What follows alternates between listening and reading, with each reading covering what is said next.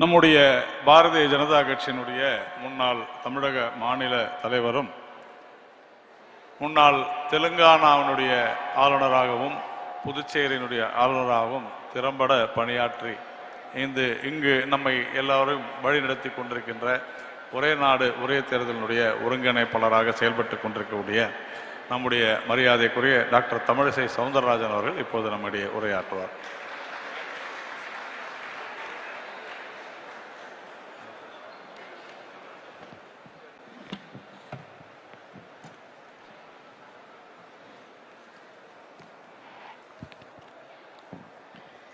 இங்கு கூடியிருக்கும் அனைவருக்கும் முதற்கண் வணக்கம்.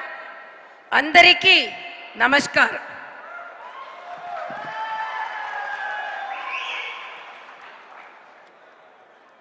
పవన్ కళ్యాణ్ గారు ఆంధ్రప్రదేశ్గా ఒక శక్తిగా ఇక్కడికి వచ్చింది.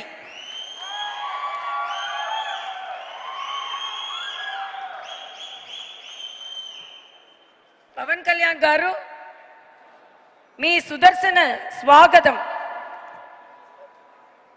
మీరు మా దగ్గరకు వచ్చినందుకు నాకు చాలా సంతోషంగా ఉన్నది. మీరు ఇక్కడికి వచ్చినందుకు నాకు సంతోషంగా ఉంది. నాకే కాదు, తమిళనాడుగా సంతోషంగా ఉన్నది. మీరు సుదర్శన మాకు బలాన్ని ఇస్తుంది. మీరు సుదర్శన మాకు బలాన్ని ఇస్తుంది. So I am really very happy to receive you.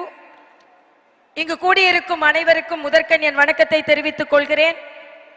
மரியாதைக்குரிய பவன் கல்யாண் கார் அவர்களை தமிழகம் வருக வருக வருக என இரு கரம் கூப்பி கையொலி எழுப்பி வரவேற்கிறது. இன்று இவரின் வருகை தமிழகத்தில் ஒரு மிகப்பெரிய மாற்றத்தை ஏற்படுத்த போக இருக்கிறது. தமிழகம் ஆன்மீக பூமி என்பதை இவரின் வருகையினால் நாம் நிரூபிக்க போகிறோம். தமிழகம் என்றுமே ஆன்மீக பூமிதான். இது பெரியாரின் மண் அல்ல, பெரியாழ்வாரின் மண். இது அண்ணாவின் மண் அல்ல, ஆண்டாளின் மண் என்பதை நிரூபிப்பதற்காக பவன் கல்யாண்ஜி அவர்கள் வந்திருக்கிறார்கள். அவர் வந்தவுடனே அவருக்கு மரியாதைக்குரிய அண்ணன் நயினார் நாகேந்திரன் அவர்கள் தலைமையில் இன்று நாம் வேல் கொடுத்தோம். அன்னை பகவதி தன் மகன் முருகனுக்கு வேலை கொடுத்து இங்கே உள்ள அசுரர்களை அழிக்க வேண்டும் என்று கொடுத்தார்கள். அதே போல மரியாதைக்குரிய பவன் கல்யாண் அவர்கள் அறுபடை வீடிற்கு சென்று முருகனின் பக்தனாகவே இங்கே வந்திருக்கிறார்கள். அவர்களின் கையில் வேலை கொடுத்து உங்களின் வேலை ஆந்திராவில் மட்டுமல்ல தமிழகத்திலும் இருக்கிறது என்பதை உறுதி செய்வதற்காக நீங்கள் இங்கே வந்திருக்கிறீர்கள். இங்கே இந்த கூட்டத்திற்கு தலைமை தாங்கிக் கொண்டிருக்கும் மரியாதைக்குரிய அண்ணன் நயினார் நாகேந்திரன் அவர்களுக்கு முதற்கண் என் வணக்கத்தை தெரிவித்துக் கொள்கிறேன். உங்கள் தலைமையில் மரியாதைக்குரிய சகோதரர் பவன் கல்யாண் போன்றவர்களின் துணையோடு நிச்சயம் தமிழகத்தில் மிகப்பெரிய மாற்றத்தை நாம் ஏற்படுத்துவோம் என்பதை இங்கே உறுதியாக நாம் சொல்ல இருக்கிறோம். அது மட்டுமல்ல, இங்கே நிகழ்ச்சிக்கு வந்திருக்கும் மரியாதைக்குரிய நமது பொறுப்பாளர் திரு அரவிந்த் மேனன் அவர்களுக்கும் மரியாதைக்குரிய பொறுப்பாளர் சுதாகர் ரெட்டி அவர்களுக்கும், சுதாகர் ரெட்டி அவர்கள் சொல்லும் பொழுது சொன்னார்கள், பவன் கல்யாண் அவர்களின் குடும்பத்திற்கும் அவருக்கும் 30 ஆண்டு கால தொடர்பு என்று சொன்னார்கள். அவருக்கும் எனது வணக்கத்தை தெரிவித்து, இங்கே அனில் ஆண்டனி அவர்கள் இளைஞராக இருந்து எங்களுக்கு வழிகாட்டி கொண்டிருக்கிறார். அவருக்கு எனது வணக்கம். இங்கே அண்ணன் சக்கரவர்த்தி நாயுடு அவர்களுக்கும் எங்களது வணக்கம். அதே போல அண்ணன் ராதாகிருஷ்ணன் அவர்கள் பவன் கல்யாண் அவர்களின் தளபதியாக தமிழகத்தில் இணைந்து கொண்டிருக்கிறார். அவருக்கும் எங்களது வணக்கத்தை தெரிவித்து, என்னோடு இந்த நிகழ்ச்சிக்கு ஒருங்கிணைப்பாளராக இணை ஒருங்கிணைப்பாளராக பணியாற்றி கொண்டிருக்கும் அண்ணன் மரியாதைக்குரிய நாராயண் திருப்பதி அவர்களுக்கும், இந்த நிகழ்ச்சிக்காக அத்தனை ஏற்பாடுகளையும் செய்வதில் உதவிய அண்ணன் அர்ஜுன் மூர்த்தி அவர்களுக்கும் எனது வணக்கம். எல்லாவற்றிற்கும் மேலாக திங்கட்கிழமை காலை ஒரு நல்ல நிகழ்வுக்காக இங்கே வந்திருக்கும் உங்கள் ஒவ்வொருவரின் பொற்பாதம் தொட்டு உங்கள் ஒவ்வொருவருக்கும் முதற்கண் என் வணக்கத்தை நான் தெரிவித்துக் கொள்கிறேன். இன்றைய காலகட்டத்தில் ஒரே நாடு ஒரே தேர்தல், இது நம் பாரத பிரதமரின் கனவு.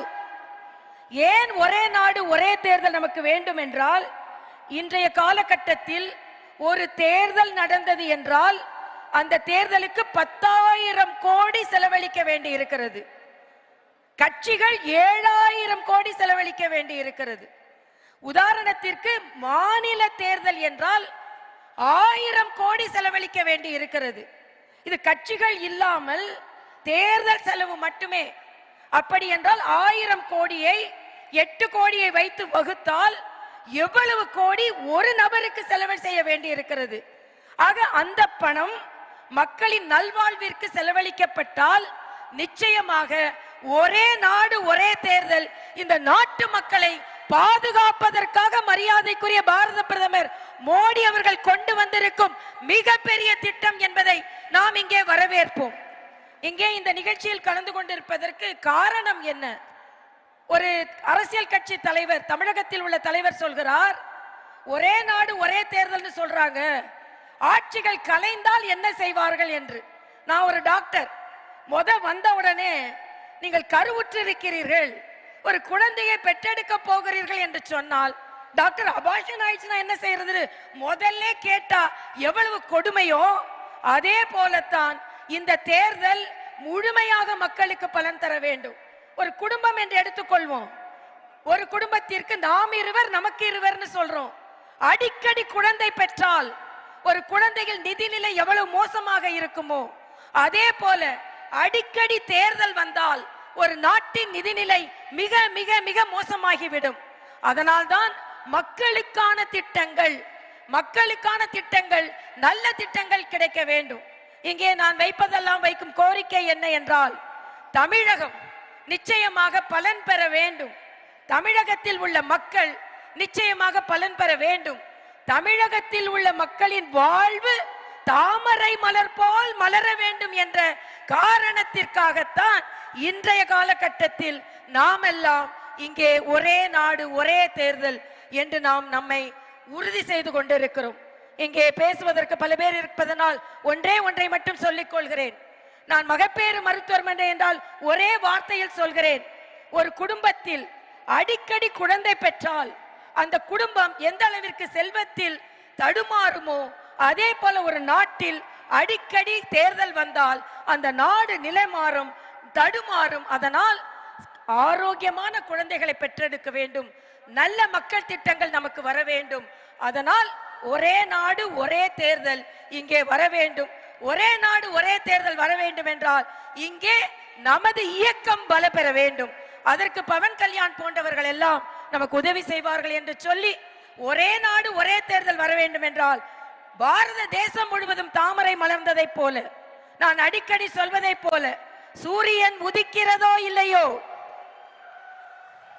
கைகள் உயர்கிறதோ இல்லையோ, தாமரை மலர்ந்தே தீரும், தாமரை மலர்ந்தே தீரும், தாமரை மலர்ந்தே தீரும். அதற்கு ஒரே நாடு ஒரே தேர்தல் வர வேண்டும் என்றால் நாமும் இங்கே பலம் பெற வேண்டும் என்று கூறி உங்களிடம் விடை பெறுகிறேன். நன்றி, வணக்கம்.